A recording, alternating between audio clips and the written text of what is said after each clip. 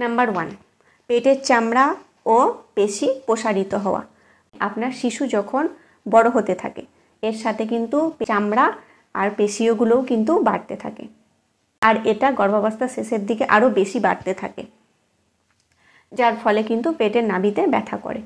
আর এই প্রসারিত হওয়ার সাথেই কিন্তু পেটের মধ্যে স্ট্রেচ মার্ক দেখা যায়, পেটের মধ্যে চুলকানি দেখা যায়। যেহেতু গর্ভাবস্থায় মানে পেটের নাভি একবারে কেন্দ্রে মানে পুরো মাঝ বরাবর থাকে, সেহেতু এই নাভিতে ব্যথা অনুভব হতে পারে। নাম্বার 2, জরায়ুর চাপ। প্রথম ট্রান্সটারে মায়ের জরায়ু অনেক ছোট থাকে এবং পেলভিসের ভেতরে থাকে।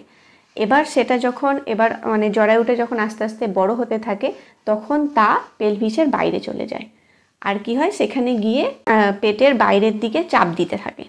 আর তখন থেকে কিন্তু এই মানে একজন গর্ভবতী নারীর পেটের আকারটা বোঝা যায়, আর এই চাপের ফলেই কিন্তু ওই নাভির মধ্যে ব্যথা হতে পারে। নাম্বার 3, নাভির হার্নিয়া। যদি পেটের ভিতর দিকে অতিরিক্ত পরিমাণ চাপ অনুভব হয় তাহলে হতে পারে যে নাভির মধ্যে হার্নিয়া হয়েছে। যাদের গর্ভে যমজ সন্তান এবং যাদের ওজন বেশি, এটা কিন্তু তাদের ক্ষেত্রে বেশি হওয়ার প্রবণতা দেখা যায়। এবং নাভির চারপাশ যদি পুরো লাল হয়ে ফুলে যায় তাহলে হতে পারে যে নাভির হার্নিয়া হয়েছে, এবং সাথে যদি বমিও হয় তাহলে কিন্তু বুঝতে হবে যে এটা নাভির হার্নিয়া হয়েছে।